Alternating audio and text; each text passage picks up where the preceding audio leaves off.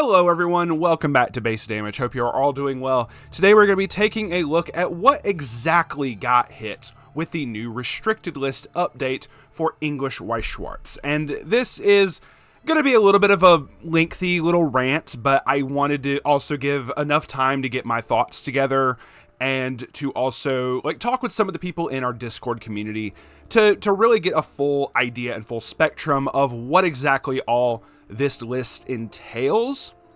So I did not release this immediately after the English presentation because of that. I wanted to think a little bit and I wanted to really try to put my thoughts into some words.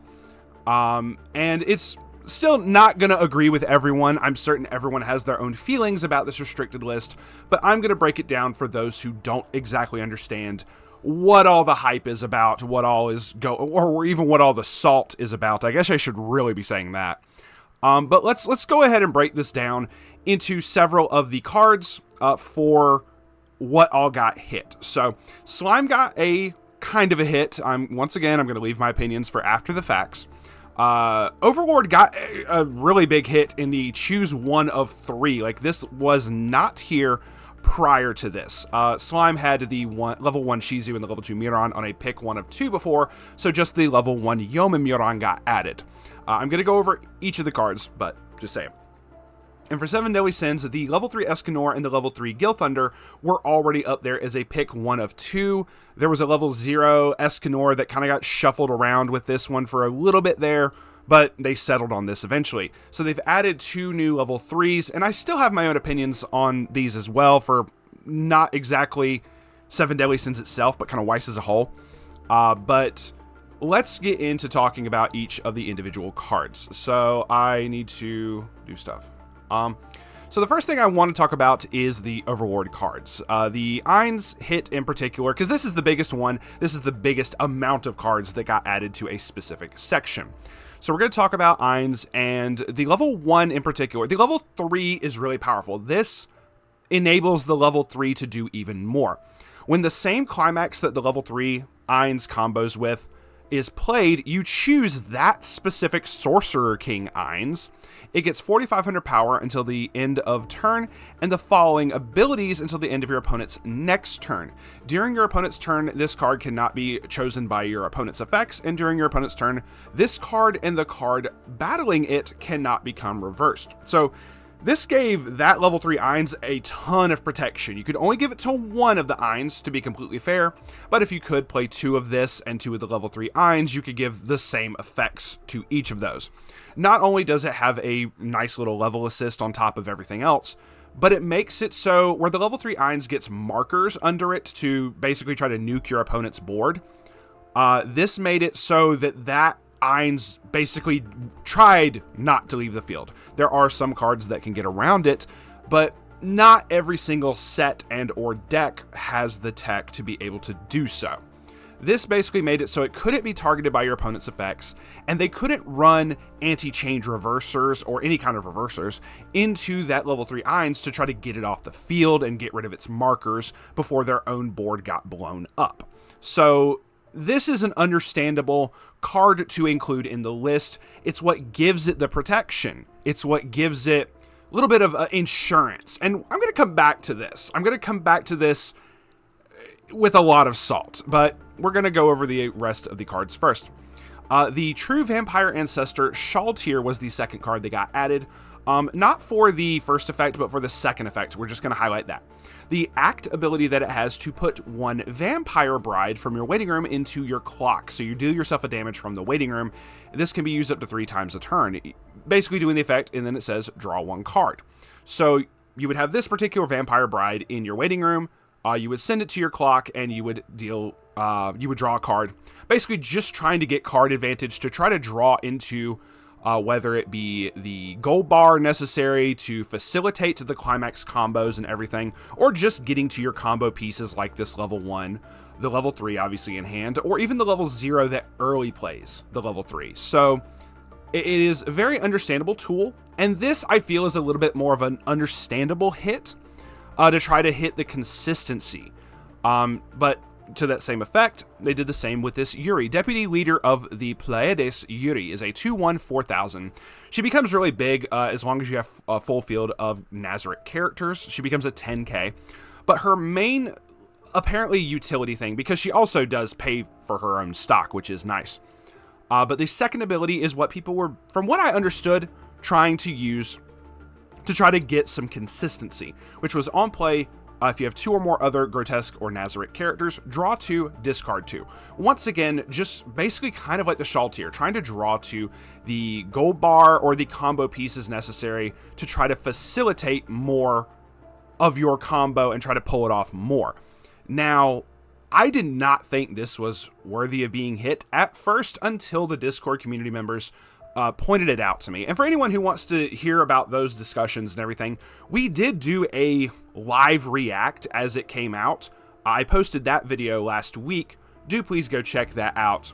But it is like all of us, like a bunch of people in our Discord getting in there and explaining some cards to me as to why certain cards got hit, because I didn't really think this was a problem. I've gone up against this card more times than not, but I really never saw the draw 2 pitch 2 as like a consistency piece. But apparently that is the consensus, is that it was kind of a consistency hit in terms of doing this particular 1 out of 3. So I'm a little more understanding of this, and I will also completely admit that if Slime got hit, Overlord needed to get hit. That is the like very general understanding consensus. I just didn't think it was that big to begin with. I didn't think it was really gonna matter just hitting this level 2. When I first saw the list, I was like, oh, this is bullshit. This is nothing. But apparently it might affect the deck some, so we can only wait and see what really comes out in the future, and like in terms of what still tops in the upcoming regionals, especially once this goes into effect February 3rd, so this coming up weekend. But moving on to the 7 Deadly Sins one, and this one is a little bit more opinionated. I really think they kind of dropped the ball on this one. But let's talk about each of the individual cards that got added. First off is the Diane, is this level 3 to 10k. When this is placed on stage from hand, you can pay 1 stock. If you do, your opponent puts all of their stock into their winning room and puts the same number of cards from the top of their deck into their stock. I should have prepared a copy of Buns for Luck. But this is a really very good level 3 to have. There's a lot of decks that use this.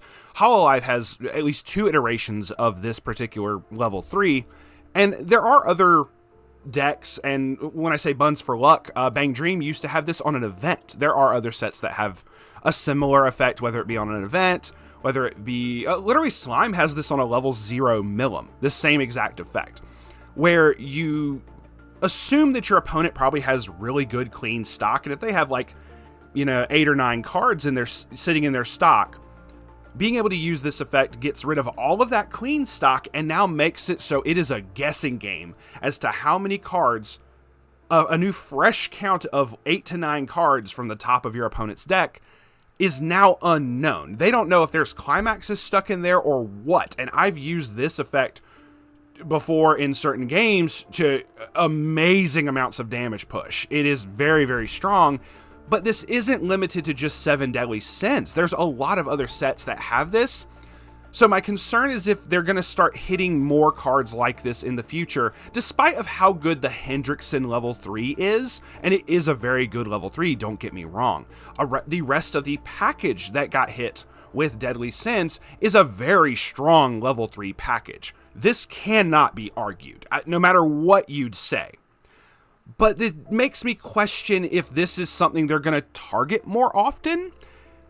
And I'm going to come back and point out this when we get to Bushiroad's stating on this, because they did make an announcement on their English website and their reasonings behind certain hits.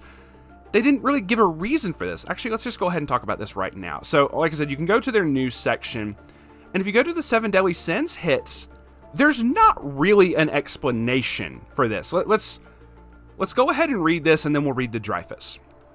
So it says a new archetype of the Seven Deadly Sins has seen great success across the ongoing Bushiroad Championship Series 24-25 season. Having access to both Dreyfus' Unusual Self, which is the next level 3 we're going to talk about, and the Diane we just spoke of, allowed players to easily push for lethal with the Hendrickson level 3. I do like that they show the cards up here when you hover over them. Very nice. While other combinations were considered, we decided to approach this with caution and expand the existing restrictions to include those too. There's no explanation. There's at least with this, they tried to give some kind of explanation for slime, even if I don't agree with it, which we'll get to that in a second.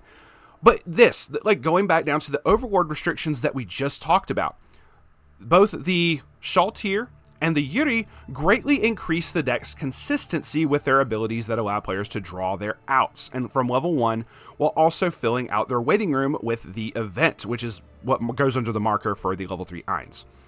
So they at least explain themselves in this. There's no real explanation for this. And honestly, the Seven Deadly Sins deck has been around for a hot minute and only just recently won a tournament. If I pull up the specific thing, here in Madrid, Spain, where there wasn't really any restrictions on a lot of other stuff outside of the typical Marvel stuff, the Elizabeth, this is the first time it's actually won in a singles setting, in a 1v1 setting. It's the first time it's actually won, and hell, another one got 4th place. It has been rampant. The same thing with Overlord, to be completely honest. Overlord won one event a while back, but it's been rampant. But once again, I will fully agree. I think that's because Slime kept it in check. It's up in there. Source, trust. Oh no, here we go. Overlord Dorbar. It was in Vancouver, which was a big, massive number of players in here. And there was no other Overlord on the entire top 16 from what we can tell. So that's kind of a big thing. But they don't give any reasonings behind it, which makes me question if they're going to kind of pull a Yu-Gi-Oh and hit certain consistency pieces or cards that do similar effects like this that just put your opponent in a rough spot. So I don't really agree with the hits, but I also am not a Seven Deadly Sins player. It's whatever. Anyway, to finish it out, let's talk about the Dreyfus. The Dreyfus is a very interesting card. It's a 3/2. On play, if you have 4 or more other Britannia characters, choose one Britannia character in your waiting room, put it into your stock. I mentioned this effect because it's gonna make room for my argument in a second here. When this is placed on stage from hand, you can rest one of your standing characters, preferably a back row. If you do, your opponent chooses one climax in your waiting room, or in their waiting room, and returns all cards from their waiting room except that one climax back into their deck and then shuffles their deck. It decompresses them to hopefully make it so you are able to push for some damage. Now, this Dreyfus pays for part of its own cost on play, which is very nice. But you still have to have the prerequisite 2 stock in order to be able to play it, correct? Whether it pays for 1 or not. Whether it gets 1 of that stock back, you still have to have an initial 2 cost payment to play this. Drop this and 2 Hendrickson. You got to have 6 stock, right? Okay, so that's understandable. I'm certain there's nothing else that could really replace this. And oh. Hawk, Confusion. Cost 1 to play it. On play, you can pay 2, rest one of your standing Britannia characters. If you do, your opponent chooses one climax in their waiting room, returns all cards from their waiting room into their deck except that card, and shuffles their deck.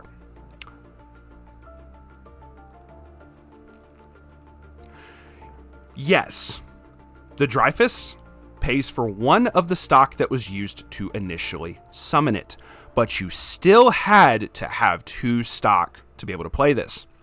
You only need 1 more stock and you still pull it off. Mic drop. I don't want to drop my mic. It cost me a good bit. But so you only need, instead of 6 stock to drop maybe 1 of this or the Diane. Diane I X'd out of already. Either this or the Diane. Or if you want to pull off this specific combo, and then 2 Hendrickson, you still have to have 6 stock, right? 7 stock. 1 more and you're able to do it. It doesn't matter. Another reason why I feel it's a little bit of a nothing burger. when we were talking about this, one of the guys had to leave. And within a minute of him leaving, I get pinged in the Discord server. We're still in the fucking call. And he goes, oh, by the way, I just found this card. It doesn't matter about the 7 Deadly Sins hit. Like, okay. So, and you can do this at level 2 to push for damage even sooner. Y'all can debate that if you want. I don't play 7 Deadly Sins. I just think it's a little bit of a weird choice here. All right, so let's get to the big one. Slime. They added the Yom and Muran to the pick 1 of 2 for Slime. Oh boy. So, before this English conference happened, I talked to Joe. Joe was wanting to bring Slime. He has a 8 pants build with the level 0 Rimuru and the level 2 Millum. I told him if Slime got hit, did he have a backup? He said, yeah, I got an Overlord deck. I'm like, okay, if they hit Slime and they hit Overlord, what's your backup for the backup? And he said, we'll talk. So if he had said 7 Deadly Sins, that would have been fucking hilarious. But no. Yeah, this wasn't the play. This was not the play. I'm so sorry. Bushi. Yes, this is a consistency piece. Let's talk about the facts. When this is placed on stage from your hand, you may pay the cost, which is discarding 1 Demon Continent character. If you do, search your deck for 1, a throbbing that signals freedom Muran, reveal it to your opponent, put it into your hand, and shuffle your deck. That is the level 2. The level 1 specifically searches the level 2. There is no denying that this is a huge consistency piece, right? Right. We're in agreement on this. This, just like the whole thing with the Ions hit, hits the consistency of Slime. That's cool. This wasn't the hit. This wasn't the thing that's needed to be hit in Slime. I'm just wanting to point out a couple things today. I have many more tabs. Unlimited tab works.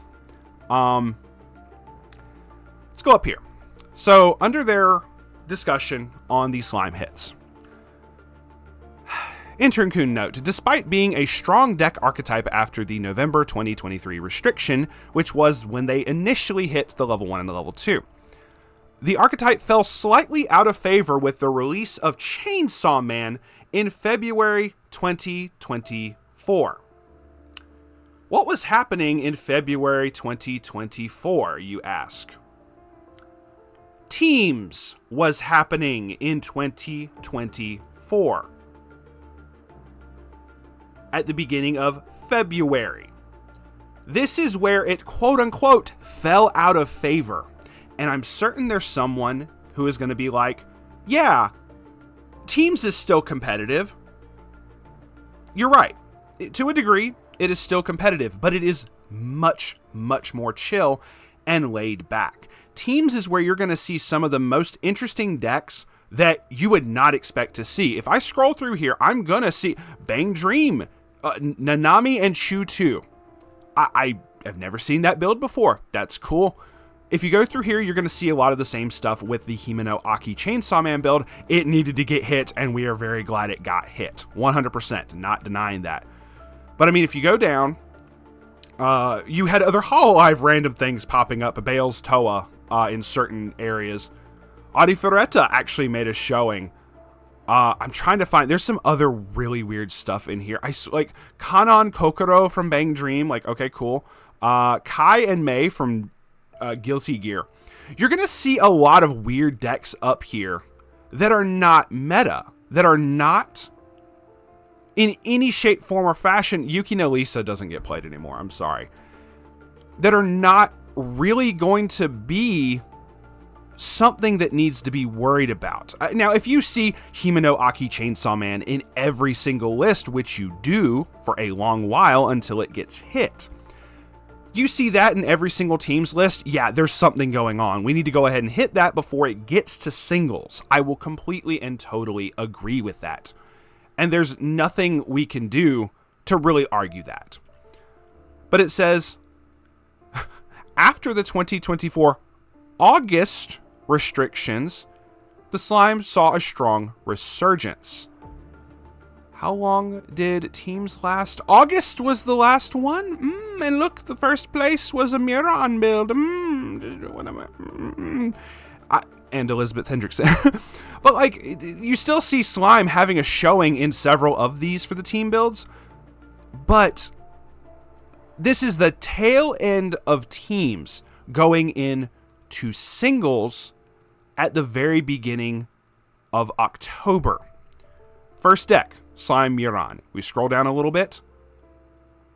Second place, Shuna Muron. If you scroll down a little bit, 8 Pants Muron, 8 Pants Muron, Milla Muron, 8 Pants Muron, 8 Pants Muron. Of course, it's going to show more showings in a single player tournament. In teams, you can't count stuff as much because, except for the Chainsaw Man as an exception, people get carried. You're going to see weird-ass decks top because they get carried by their other teammates. That's just a fact, and if you try to argue that, something's wrong with you mentally. Oh my goodness. Thanks to the deck having access to both Muron and Shuna. Muron and Shuna. They're able to create a powerful stage that consistently generates resources from level 2. They acknowledge that it exists. Everyone in our Discord was like, why was this hit and not the level 2 Shuna? For anyone who doesn't know what this deck is, what this card is, if all of your other Demon Continent characters get 1,000 power, and if you have another particular level 0 Muron Brainstormer, all of your Demon Continent characters, except this card, get hexproof. Hexproof means they can't be chosen by your opponent's effects. The Muron Brainstormer also has an effect that if you have this Shuna, it gives a blanket 1,000, global 1,000 to all of your Demon Continent characters. A blanket global plus 2,000 power and hexproof. They can't be targeted. Hexproof is an MTG term. Go look it up if you don't understand what the hell I'm talking about. Making it so that they can't be chosen as the target of effects. Not only affects your Muron board, but also your level 3s that you're swinging with. Because the Murons do facilitate a lot of advantage. They let you search for specific cards and generate very clean stock. It's a powerful combo. But this stays on the fucking field while your inboard is swinging for burns, for clock shoots, for everything else in between. It does all of that and stays on the field. It's not just the Muron setup, it's the fact that your opponent can't interact with anything else. It is really crazy, and I just want to show like a really quick thing if this is up. Okay, it is up here. Image in new tab. More unlimited tab works. I'm going to show like quintuplets got hit down here with an event that does like -3 soul, but it targets. You can't use that on something like that. Oh, I didn't do that.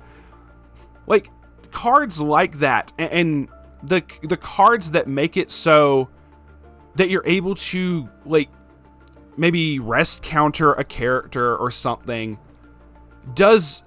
is not able to do anything when you have blanket hexproof to basically every character. There are very few ways to get around this, just like I stated with the whole Eins thing.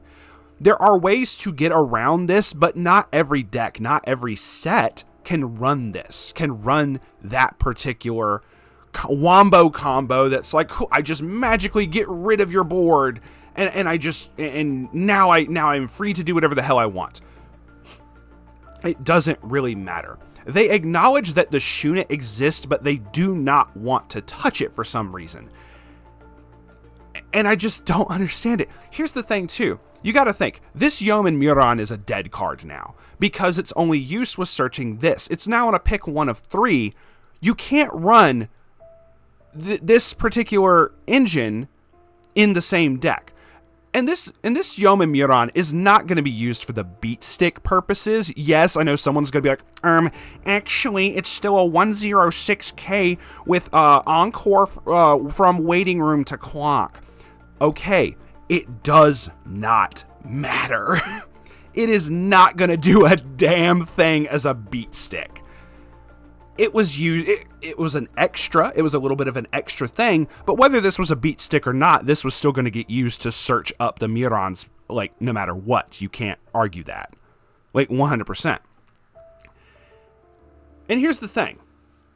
Despite this being hit, despite it being a very big consistency piece in most every single deck that ran Muron, the first thing that I saw when I was going over the Santiago, Chile tournament report earlier this week, if you watched it, was a Milim Benimaru. Milim Benimaru. I'm having to pull up even more tabs, even though I prepared like 30 to begin with. Doesn't run Muron, but it runs 1, 2, this is an SR, 2 copies of the level 2 Shuna, and 2 copies of the Brainstormer Muron that combos with it to give everything a blanket 2K and hexproof. Okay. This Eins gives something hexproof, and they realized they needed to target it. They understand what the problem cards are, and they knew that they needed to include it along with the rest of the whole consistency package to discourage people from trying to run those consistency pieces. And I guess the theme of this whole ban list was consistency. That's cool. But once again, in Santiago, Chile, I'm going to be pulling it up, and I should have already pulled it up, and I'm just a big dumb dummy. There was nothing restricting in this other than of Adventure Time and Danmachi. We don't count Marvel. It did not matter. I'm pulling this up in real time. There was no other major hits. I'm certain, the Danmachi players are crying. Shout outs to Fanta Robot in the Discord. I understand you can't take it to Santiago, Chile. But here you go. There's nothing else up here major. Despite how much I love Danmachi, nothing major that would have impacted this and quote unquote paved the way for a non-Muron build. It just, no. You can still run Slime. You can still run all of its other consistency pieces, and JP has hit the Shuna as they should have. I don't understand why Bushi is allergic to this card. Oh wait, what if they have more English product coming out? What if there's more cards? What if there's more Slime cards? Maybe in the works that they know about that we don't. What if they want to sell product? Question mark. It's up in the air. I've said my piece. I'm going to start closing out of tabs because, oh my god, my computer's probably pissed at me on this. I can understand these hits. I don't really agree with the 7 Deadly Sins hits. And even, once again, by Bushiroad's own, talking about it, there was no discussion as to why they got hit. They at least discussed the Overlord hits and they, said, hey, this does affect the consistency. I really can't argue with this as much. And once again, it was pointed out to me by the Discord members as to why this was hit. That's fair. But it was also pointed out to me by the Discord members' immediate replacements for one of the hits up here for 7 Deadly Sins. This was not the hit for Slime. We're still gonna fucking see it, and if you think otherwise, you're smoking something. Pass it along, please. What on earth? I don't know how else to talk about it here. I'm just gonna leave it on this. Cade rant over for the day. Thank y'all very much for watching. It is greatly appreciated. If you also want to rant about the ban list and share your salt, I know Joe's still crying. We've already figured out a deck list for him to take. I'm just saying. Please feel free to check the description for a Link to the Discord if you want to join in on the salt discussions and deck building discussions and all sorts of other awesome things that we do here over at Base Damage. And we thank you very much. We will see y'all on the flip side. Stay based.